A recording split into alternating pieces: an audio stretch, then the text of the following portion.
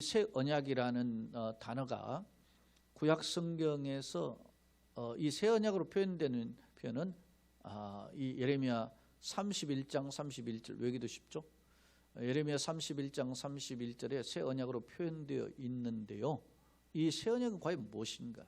새 언약 참된 회복의 약속이라는 주제를 가지고 오늘 예레미야 강의 67번째 시간을 진행하고자 합니다. 먼저 서론으로 송출되는 영상을 보시면서 한번 말씀을 상고해 보고자 합니다. 본문은 하나님의 주권적 은혜로 이스라엘이 회복된다는 약속과 특징에 대해서 언급하고 있다. 자, 본문의 특징은 하나님의 주권적 은혜래. 일방적 은혜죠. 그러니까 구원과 회복 이런 게 다 같은 맥락 아닙니까? 구원, 회복, 생명, 천국, 영생 이게 다 같은 의미이죠. 또 다른 표현이지만 그런데 그것이 누구에 의해서? 하나님에 의해서, 하나님의 주권에 의해서 하나님의 일방적 은혜로 이루어진다는 거예요. 그 은혜로 이스라엘이 회복된다. 구체적으로 보면 북왕국과 남왕국이 회복된다는 거예요. 이미 북왕국 멸망한 지 130여 년 됐고 남왕국 역시도 1차, 2차 포로로 끌려간 상황에서 3차의 포로와 함께 멸망의 목전에 앞두고 있는 상황에서 하나님이 이 남북 왕조의 백성들을 회복시키겠다는 약속을 하십니다. 그렇다면 그 회복의 약속의 특징은 과연 어떠한가? 그 특징에 대해서 새 언약의 특징이죠. 에 대해서 언급하고 있다. 예컨대 예레미야는 북왕국과 남왕국이 차별이 없이 약속의 땅으로 돌아와 기쁨을 얻으리라고 예언하며, 이건 소위 말하면 여전히 여러 번 이야기했는데요. 원근 통시법, 멀고 가까운 것을 함께 보는 그 성경적 해석이 있다. 이걸 혹은 중의법 두 가지 의미 있다 이렇게 표현하고 있는데, 새 언약에는 궁극적으로 가까운 시일에 이루어질 시각을 보여주기도 하고 또 멀리 장차 이루어질 시각, 원거리 시각을 가지고 보여야 되는 거죠. 그러니까 새 언약에는 구체적으로 어떻게 적용될 것인가에 대한 특징을 또 한번 살펴보고자 하는 것입니다. 돌아와 기쁨을 얻으라고 예언하며, 이는 단지 포로 이전으로의 회복이 아니라 이스라엘이 끌려가기 전에 있었던 그런 상황 속에 단지 회복 정도가 그런 수준이 아니라 새로운 왕국, 새로운 왕국은 메시아 왕국 궁극적으로 보면 이건 이제 원근 통시법에는 멀리죠. 가깝게는 바벨론에서의 회복이지만 멀리는 메시아를 초림과 재림을 통해 이루어진 왕국이죠. 그렇다고 보면 여러분 보세요. 메시아를 통한 왕국이라면 초림은 이미 있었고 아직 재림이 이루어지지 않았죠. 그러니까 이 말씀은 오늘 어떻게 해요? 아직 우리에게 이루어지지 않은 거죠. 오늘 우리가 살고 있는 시대에 보면 구약의 시대, 예레미야 시대에 가깝게는 어떻게 바벨론에서 70년에서 포로가 더 나오죠. 그리고 약 한 550여 년 흐르고 이제 예수님이 초림을 하시죠. 그렇게 이루어졌지만 아직 이루어지지 않은 게 있어요. 완성, 하나님의 나라의 완성이죠. 궁극적인 완성. 하나님 나라 회복은 시작이 됐지만 완성되지는 않았다. 그 완성이 어떻게 이루어져요? 재림을 통해서 이게 새 언약의 핵심이에요. 이게 그것을 이제 선포하는 내용이에요. 새 언약의 특징이. 그렇다면 이제 한번 말씀을 통해서 한번 살펴보자 하는 것입니다. 앞서도 언급했지만 31장 31절 이것은 여러분 꼭 암송하시고 기억하시기를 원합니다. 자, 여호와의 말씀이죠. 보라, 날이 이르리니. 주목하라 그런 말이죠. 강조점이 보라는 그 다음에 날이 이르리니, 이 표현은 날이 이르리니라는 표현은 27절에 여호와 말씀이나 보라 내가 사람의 씨와 짐승의 씨를 이스라엘 집과 유다의 집에서 뿌릴 날이 이르리니 그렇게 했어요. 그때 날이 있다. 그런 때가 온다는 것이죠. 하나님 약속의 때가 온다는 거예요. 그런 때가 오리니 그런 말인데 오늘 31절에도 그런 날이 온다는 거예요. 그러니까 이 말은 뭐예요? 구원의 날이죠. 회복의 날이죠. 치유의 날이고 승리의 날이죠. 영광의 날이죠. 그런 날이 오는데 그 이스라엘 집과 북왕국을 가리켜요. 그 다음에 유다의 집, 남왕국을 가리켜요. 그 남북 왕조 모든 이스라엘을 가리키는 거죠. 한마디로 그들에게 새 언약을 맺으리라. 이 새 언약이라는 표현으로 직접적인 표현으로 사용된 것은 구약 성경에 한 번이라는 거예요. 물론 예를 들어서 새 언약 말고 영원한 언약 이런 표현으로 교훈하는 약속들은 성경에 여러 번 나오는데 이렇게 직설적인 표현으로 새 언약 이렇게 표현하는 것은 여기라는 거예요. 여러분요, 주목할 점은 한번 예수님께서 나는 새 언약의 피다, 이것은 너희를 흘린 바 나의 새 언약의 피다 그랬잖아요. 성찬을 하시면서 새 언약의 피라 그래서 그게 이제 마태 마가에도 있고 누가복음은 이 새로운 피다라고 하는 표현을 새 언약의 피라는 건 구체적으로 말씀해요. 누가복음 22장에 보면 그런 표현이 있어요. 자, 22장 20절에 저녁 먹은 후에 잔도 그와 같이 하여 이르시되 이 잔은 내 피로 세우는 새 언약이니 그렇게 곧 너희를 위하여 부는 것이라 이렇게 표현한단 말이에요. 이 새 언약이라는 단어가 매우 중요한 거죠. 자, 그 다음에 이 언약은 이 새 언약이죠. 32절 내가 그들의 조상들과 저의 손을 잡고 애굽 땅에서 인도하여 내던 날에 맺은 것과 같지 않나. 이 애굽에서 종살이하던 것을 끌어내서 출애굽시킨 거죠. 그래서 맺으신 언약이 무슨 언약이에요? 소위 시내산 언약이라고 하죠. 시내산 모세를 통해 주었던 그게 뭐요? 율법이에요. 출애굽기 19장에 보면 모든 세계가 내게 속했다 하면서 하나님이 선포하시는 새 언약의 출애굽의 시내산 언약인데 그 시내산 언약의 핵심이 뭡니까? 율법인데 율법의 핵심이 뭡니까? 십계명이죠. 그래서 두 돌파를 주신 거 아니겠습니까? 그리고 이제 그 돌파는 구체적인 이스라엘 백성이 어떻게 해야 될 것을 구체적으로 제시한 게 출애굽기 20장 이후부터 레위기 27장까지 전체에 걸친 내용이 바로 그 모세 율법의 특징이잖아요. 그런데 그 약속에는 뭐 했어요? 율법의 핵심이 뭡니까? 소위 여러분요, 신명기는 다시금 하나님의 백성들 앞에 하나님의 백성으로서의 소위 재준비시키는 그런 명령이에요. 그게 이제 모압 평지에서 가나안 땅을 바라보면서 이제 모세가 가나안 땅 들어가지 못하고 이제 거기서 모압 평지 그 비스가산에 올라가서 죽게 되잖아요. 죽기 전에 그 이스라엘 백성을 모아놓고 마지막 유언과 같이 하나님의 말씀을 상기하면서 교훈한 설교가 신명기예요. 근데 신명기에 보면은 28장에 소위 말하면 핵심적인 것은 축복과 저주가 함께 들어 있어요. 어떤 자에게 축복입니까? 순종하는 자 축복입니다. 언약의 약속에 순종하는 자. 또 어떤 자가 저주에 만까 불순종하는 자죠. 언약에 불순종하는 거죠. 하나님 뜻을 거스른 자죠. 그래서 두 파트로 나눠가지고 에발산, 그리심산과 에발산을 나눠서 축복과 저주를 선포하잖아요. 그러니까 핵심은 뭐냐면 명령의 율법의 핵심은 순종하는 자에 복이 있고 불순종한 저주가 있다. 순종하는 자는 어떤 복? 1000대 3000대에 이르는 복, 수천대에 이르는 복이죠. 반대로 그 불순종하는 사람 3, 4대에 이르는 저주가 이르게 될 것임을 이야기해요. 그러니까 수천대와 3, 4대에는 차원이 그러니까 복의 개념은 무궁하다는 거죠. 징벌적인 3, 4대는 굉장히 무서운 것이기도 하지만 그러나 그에 비해서 복은 엄청난 것을 보여줘요. 근데 그게 뭐였습니까? 율법의 핵심이 순종과 저주로 불순종에 이루어지는 거죠. 순종의 복과 불순종의 저주로. 그런 약속과 같지 않다는 거예요. 일방적인 은혜고 무조건 부어주시는 은혜다. 새 언약의 특징이 그런 것입니다. 여러분요, 나의 의지와 나의 노력, 나의 어떤 결과와 상관없이 부어지는 게 새 언약의 특징인 줄로 믿습니다. 너희가 그 은혜를 인하여 믿음으로 말미암아 구원을 얻었다는 이것이 너희에게서 난 것이 아니요 하나님의 선물이라. 행위에서 말미암지 않은 것이 그러므로 누구든지 자랑치 못하게 하려. 왜라 그랬어요? 새 언약의 특징은 하나님의 일방적 부어주신 은혜라 말입니다. 그래서 우리가 하나님의 그 일방적 부어주시는 은혜에 대해서 바라보는 거예요. 바울 같은 경우는 내가 죄인 중 교수라고 하잖아요. 그거 내가 알지 못할 때 주님이 찾아오고 만나주셔서 자기를 뒤집어 주셨잖아요. 그게 하나님의 은혜의 언약, 새 언약의 특징 아니겠습니까? 자, 이 말씀을 다시 한번 보면 그런 조상적 맺었던 시내산 언약과 같지 않다라고 이야기하면서 내가 그들의 남편이 되었어도 신랑과 신부의 부부의 관계로서 맺어지는 그 고대 근동의 독특한 그 구조가 있잖아요. 그것을 항상 불가분의 관계로서 이야기할 때 신랑과 신부의 관계를 소개했는데 그렇게 되었어도 그들이 내 언약을 깨트려 버렸다. 부부의 관계를 깨트려 버린 거죠. 그래서 그러면 왜냐하면 예전에 고대 근동에서는 왜 신부의 상황이 어땠었냐면 신부는요 이게 있었어요. 이게 여성의 경우 두 거죠. 결혼하기 전에는 부모에게서 보호를 받아요.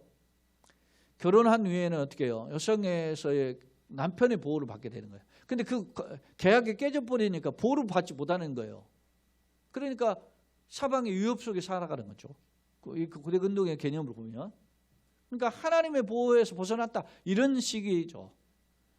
그런데 이제 새 언약은 그렇지 않을 것이다 라고 하는 점이에요. 그러나 33절 보십시다. 그러나 그날 후에 내가 이스라엘 집과 맺을 언약은, 새 언약이죠, 이러하니 곧 내가 나의 법을 그들의 속에 두며 그들의 마음에 기록하여, 신비해죠. 마음의 비석, 마음에 기록하여 나는 그들의 하나님이 되고 그들은 내 백성이 될 것이다, 이렇게 표현해요. 새 언약의 특징이 뭡니까? 그 하나님의 법을, 예전에는 신에서 언약을 어디에 새겼어요? 돌에 새겼잖아요. 그런데 이제는 어떻게 해요?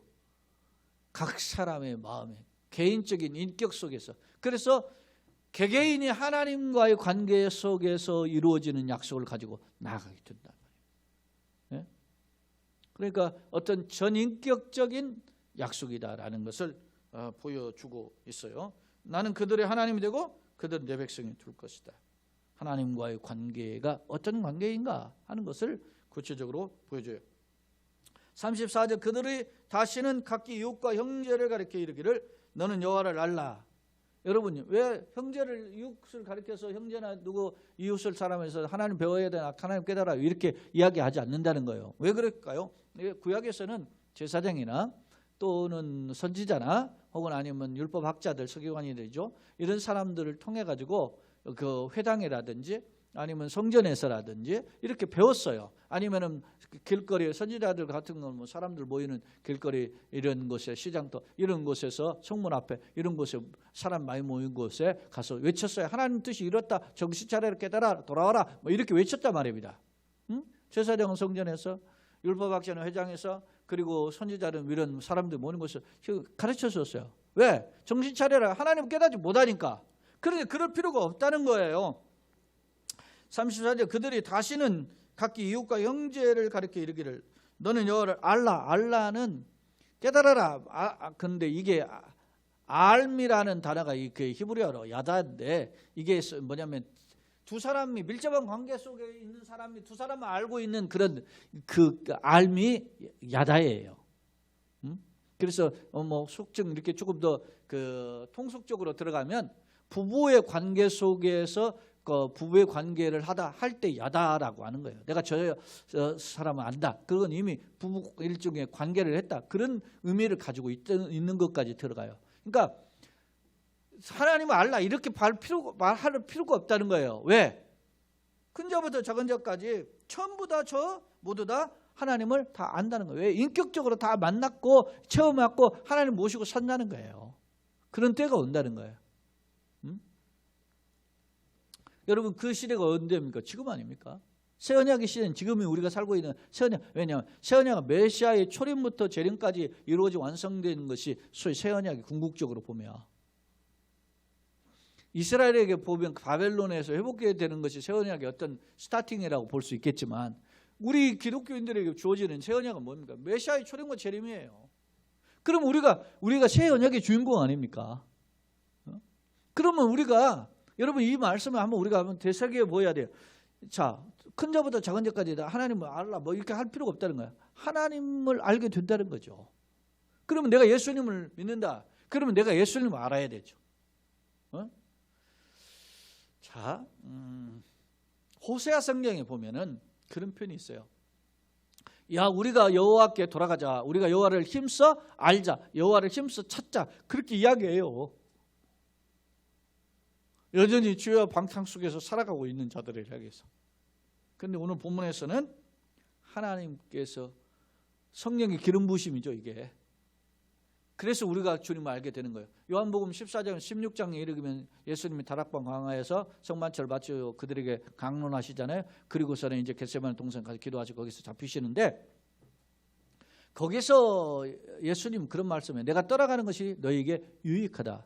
왜냐하면 내가 떠나가야만 하나님께서, 아버지께서 너희를 위한 보혜사, 곁에서 너희를 돕는 은혜에서 보혜사가 곁에서 도우시고 보호하시는 스승이라 하잖아요. 그렇게 번역하잖아요. 근데 그는 진리의 영이라 그랬어요. 그는 진리의 영이에요. 보혜사가 어떤 분이냐? 진리의 영인데 진리의 영, 하나님의 영, 아들의 영 이렇게 왜 성령 뭐 이렇게 표현하는데 그 보혜사가 오셔서 어떻게 되냐? 의에 대해서, 죄에 대해서, 진리에 대해서 깨닫게 하신다. 가르치시고 깨닫게 하신다 그랬어요. 그러니까 성령이 부어져야만 예수가 누군지 알게 되는 겁니다. 아무리 예수 이야기해도 못 따라. 성령의 은혜가 부어져야만 성령을 통해서 우리가 예수를 알게 되고 예수를 믿게 되고 그 가운데 서게 되고 그 약속을 누리게 된단 말입니다. 그런 시대가 온다. 어느 시대? 새 언약의 시대에.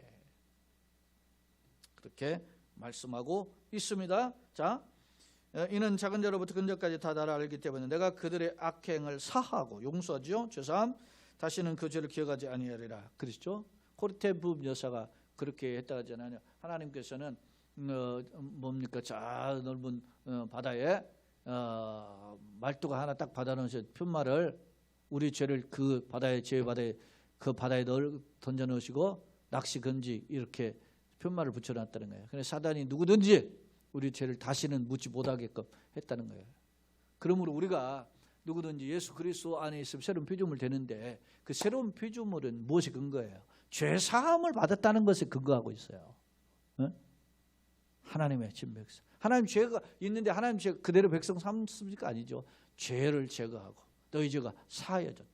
여러분 우리가 앞서 이사야 살펴봤지만 이사야 첫째 장에 등장하는 말씀이 뭡니까? 오라 우리가 서로 변론하되 너희 죄가 좋은 것 같을지라 너희 죄가 신호 같을지라 농과 같이 양털같이 희게 될 것이자는 거예요.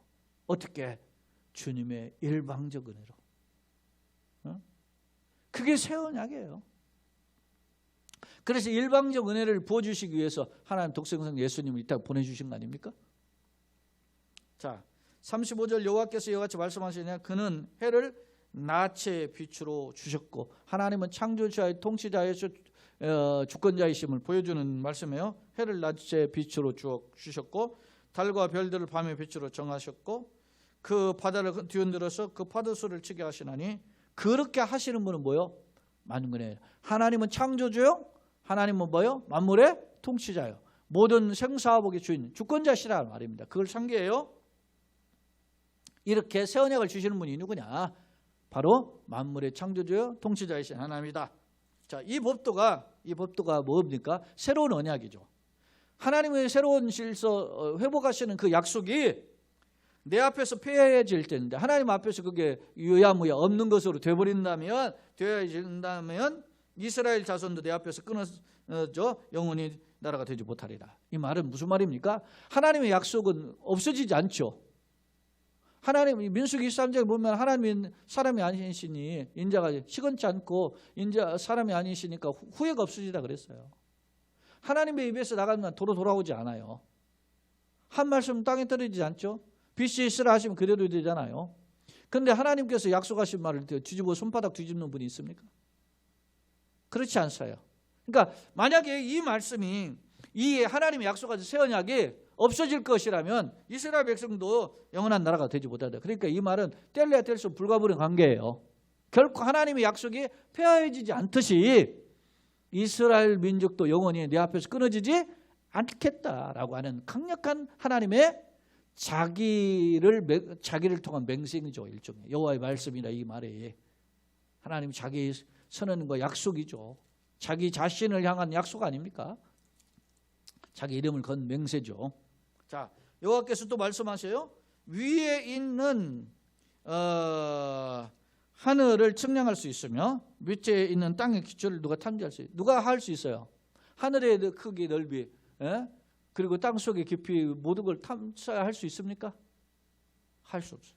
할 수 없듯이 내가 이스라엘 자손에 행한 모든 일을 말미암아 그들을 다 버리리라. 만약에 누가 탐지할 수 있으면 이거 내가 약속한 것도 다 뭡니까?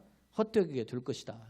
그러니까 하나님의 그 선판, 하늘의 높은 그리고 땅의 깊이를 측량할 수 없듯이 하나님의 약속하신 이것이 어떻게 해요? 무너지지 않을 것이다. 거듭거듭 약속해. 지금 36절과 37절은 뭐요? 일종의 소위 역설인데 두 번씩이나 반복하고 있죠. 그냥 강력한 약속인 거죠. 하나님은 불변하신 분이며 시건치 않은 분이에요. 하나님의 능력을 무한해서 그것을 측량하지 못해요. 그런 것처럼 하나님의 약속도 변함이 없이 이루어질 것이다. 새 언약은 반드시 이루어질 것이다. 사랑하는 여러분, 우리가 지금 어려운 상황에 처하고 있지 않습니까? 절망적인 상황인 것 같은 그런 현실을 맞닥뜨리고 있지 않습니까? 그래서 막 세계 도처에서 막 어려움이 반복되고 있고 밖을 제대로 나가지 못하지 않습니까? 한번 밖에 한번 추워서 물론 뭐 요즘 같은 경우는 집에 있지만 한번 밖에 그래도 한번 나가고 싶고 막 콧방울함도 쐬고 싶고 말이지. 그러게 어디 좀 나가서 말이지. 넉넉한 영변은 아니지만 그래서 밖에 나가서 말이지. 밥 한 끼라도 먹고 싶고 차라도 한 잔 마시고 싶어. 그런데 모든 거 다 못해. 왜냐하면 이런 것 때문에 불편하단 말입니다.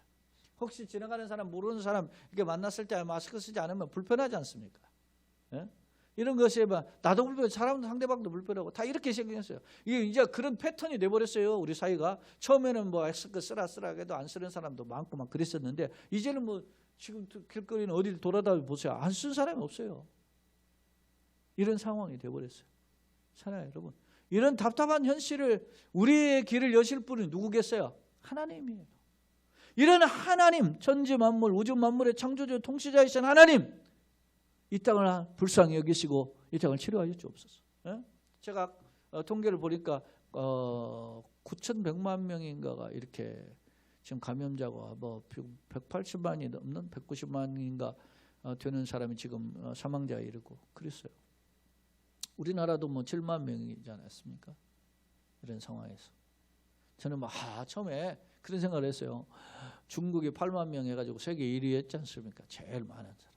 우리나라가 한 처음에 3위 뭐 이렇게 숫자 하다가 점점 줄여서 저 70몇 위 이렇게 내려갔는데 지금은 조금 있으면은 지금은 중국이 8만 몇천 명인가 뭐 그런데 중국 추월할지 모르겠다. 그런 위급함이 들어가 있어요.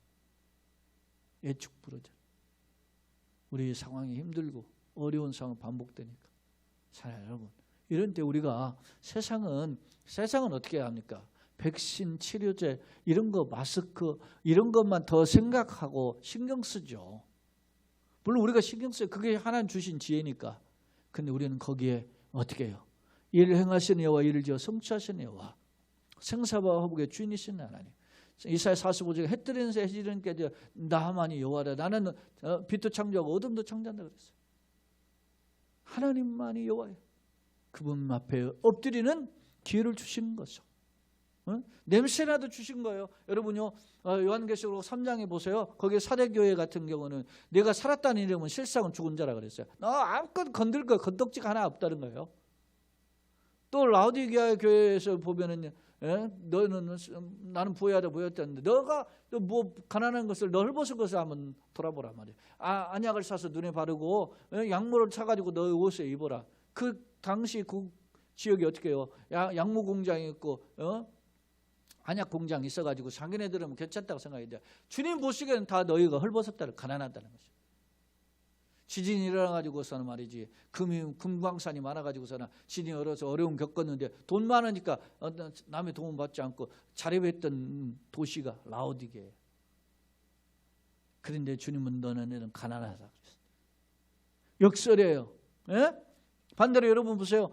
칭찬만 받은 교회 두 교회, 서머나나 빌라델피아에 보세요. 서머나 같은 교회 같은 경우는 뭐예요? 내가 뭡니까? 작지만은 부유한 교회다 그랬잖아요. 빌라델피아가 네가 작은 능력을 가지고서 큰 것을 행하였다 그랬잖아요. 우리에게 주시는 하나님이 주시는 칭찬은 아닙니까? 소망 아닙니까? 세상적인 기준으로 달려갔다면 우리가 하나님의 정신을 차리고 다시 한번 엎드려서 내가 부유한지 가난한지를 돌아보아서 엎드리는 기회를 주셨다고 보는 거예요. 이 코로나19의 상황을. 그런다면 우리는 기회요 복인 줄로 믿습니다. 사대가와 같은 교회, 라오디게아 같은 교회, 정말 아무 건덕지 하나도 없는 교회들도 하나님께서 여전히 메시지를 주시고 기회를 주셨다면 우리에게 살 길이 있다는 거예요. 자, 보십시다. 측량할 수 있으며 땅의 기초를 탐지할 수 있다면 내가 이스라엘 자손에 행한 모든 일로 말미암아 그들을 다 버리리라. 여호와 말씀입니다.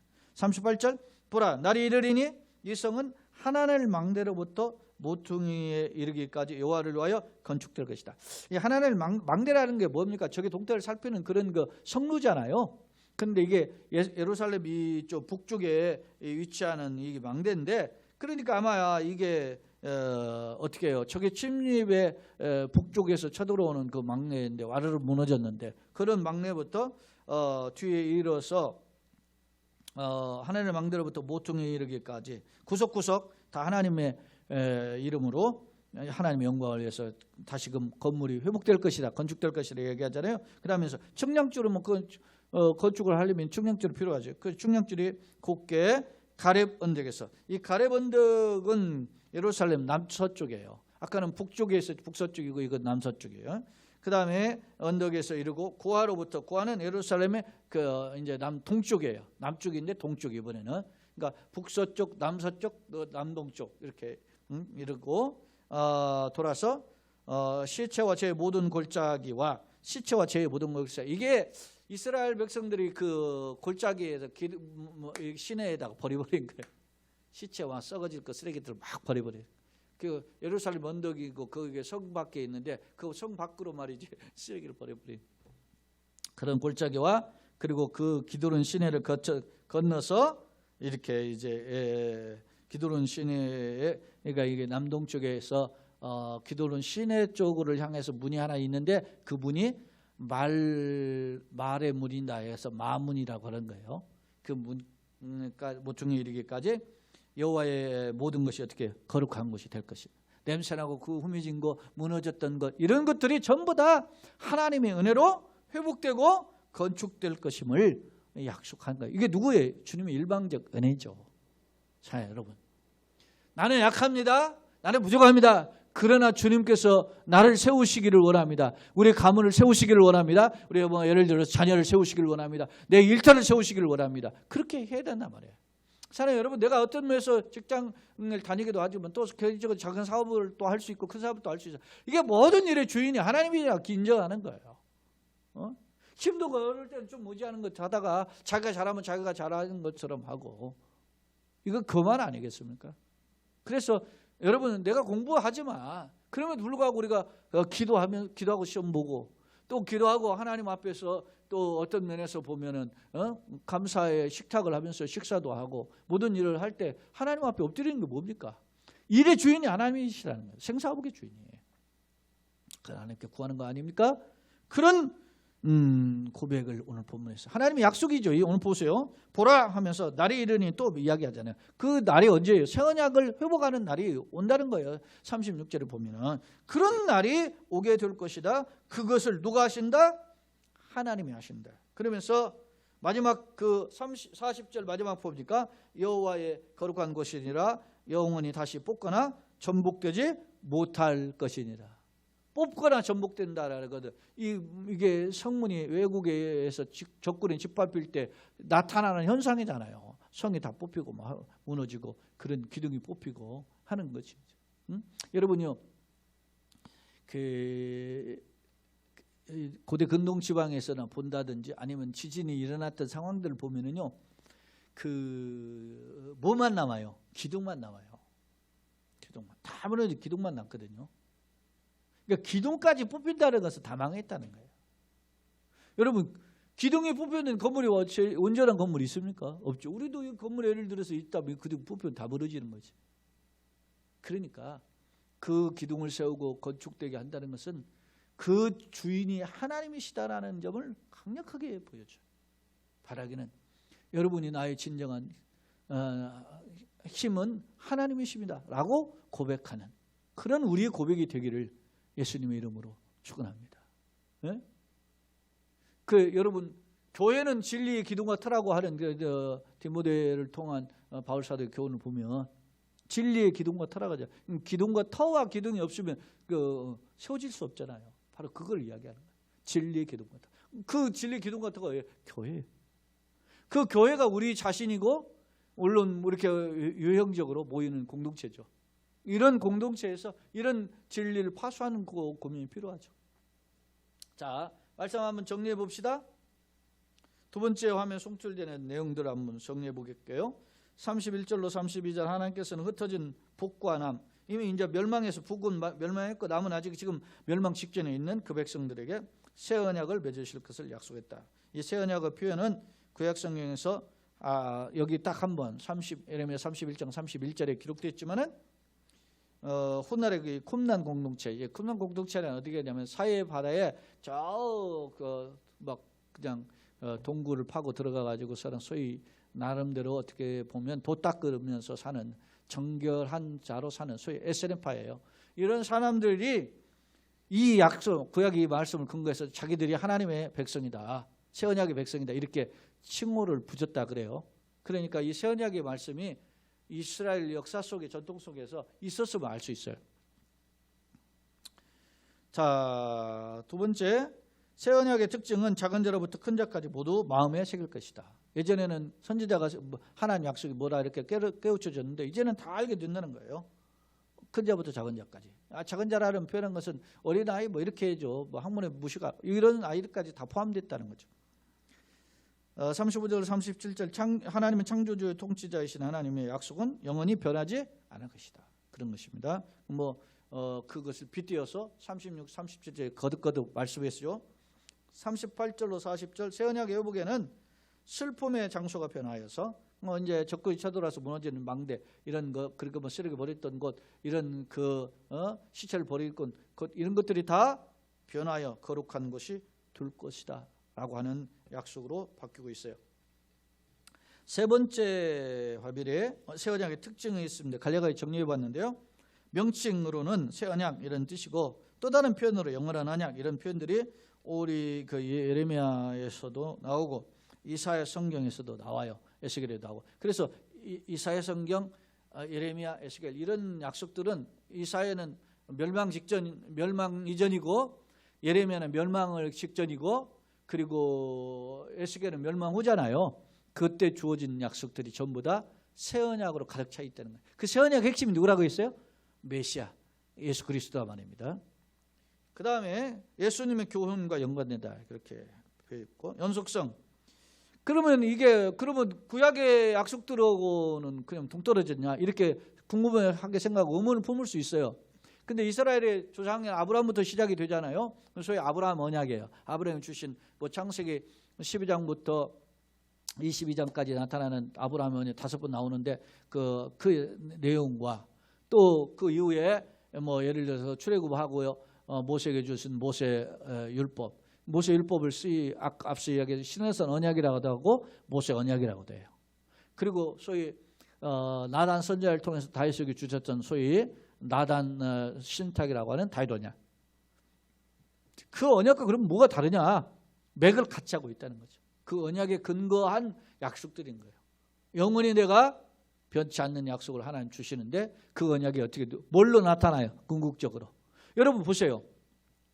아브라함도 자기가 예를 들어서 이삭을 바칠 때 그가 어떻게 해요? 이삭을 성경에 보면 특히 로마서라든지 히브리서의 근거에서 볼 때 아브라함이 이삭을 바칠 때 어떻게 하나님은 무에서 유를 창조한 없는 것을 있는 것까지 부르시는 하나님을 믿었다는 거예요. 그리고 히브리서 같은 경우는 죽은 자를 도로 살릴 것을 믿고 드렸다고 거두잖아요.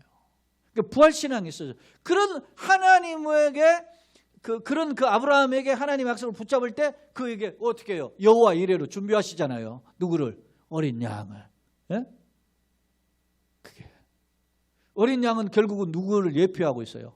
메시아를 예표하잖아요.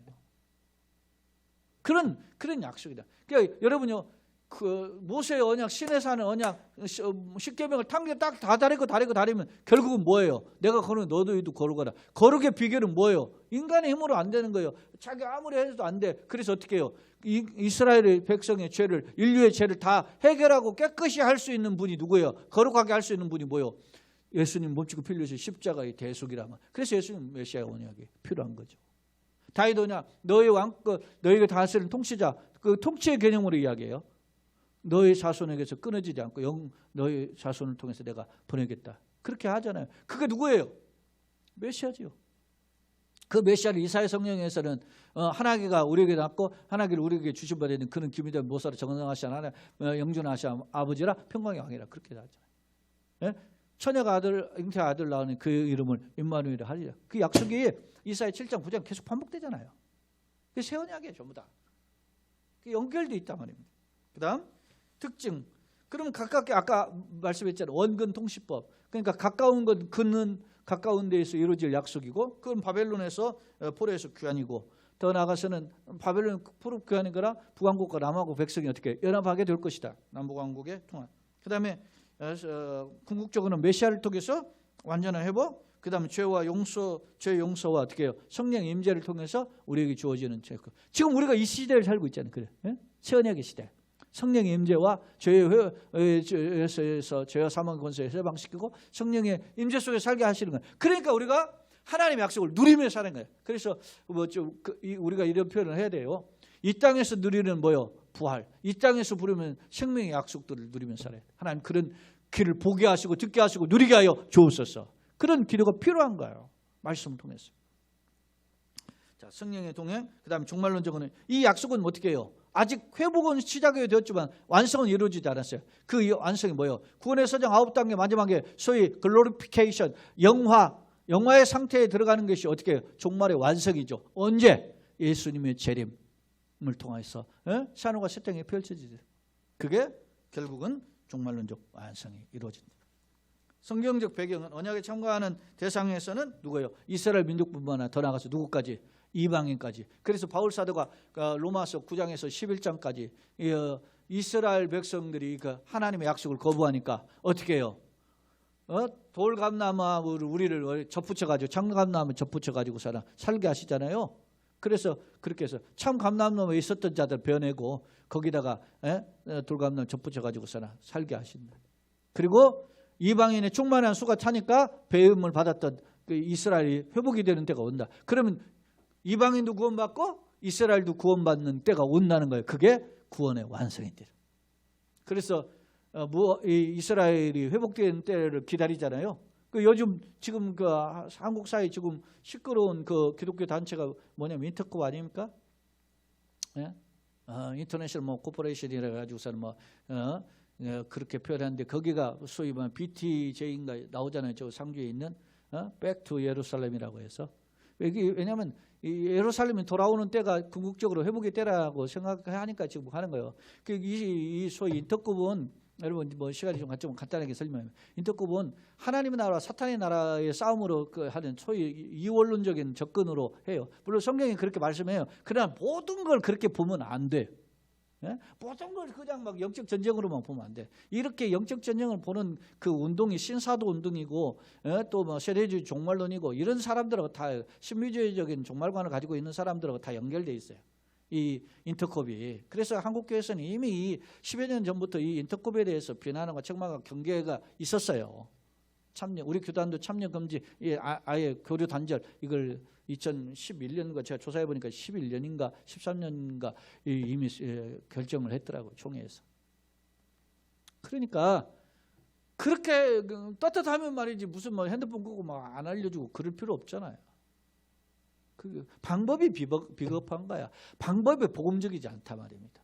자기네들 그렇게 역적 전쟁에서 한다며 왜 그렇게 하냐고. 교회를 욕먹이는 방법을 하냐고. 어찌됐죠. 이스라엘과 이방인이 회복되는 날이 올 것이다. 결론입니다.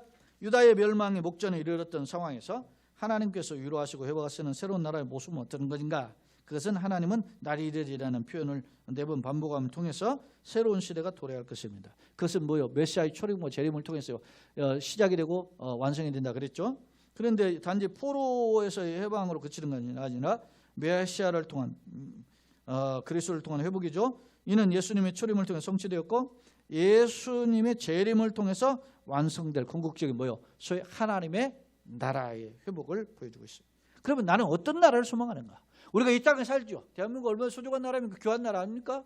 반만의 역사를 가지고 있는 자부심을 갖게 하는 귀한 나라죠. 이 대한민국이 사는 거 얼마나 복됩니까? 그러나 우리가 이 땅에 비록 살지만 이 나라가 전부가 아니라는 거예요. 우리에게는 우리의 시민권이 천국에 있어요. 하늘의 백성으로서 산다 말입니다. 그래서 이 땅의 도성에서 속해 있지만 하늘의 도성의 시민권을 가진 자로 살아야 되는 거예요. 바울은 늘 이야기했어요. 빌립보서에서 보면. 그래서 자기는 천국 시민으로서 산다. 그래서 이제까지 한 건 뒤로 하고 표대를 향해 나간다 그러잖아요. 오늘날 우리는 썩어질 것으로 유혹하는 시대입니다. 그럴 때 예수의 심장을 가지고 이 세상 나라에 속해서 살지만 그러나 하나님 나라를 바라보며 승리하는 우리 모두가 되시기를 예수님의 이름으로 축원합니다. 아멘.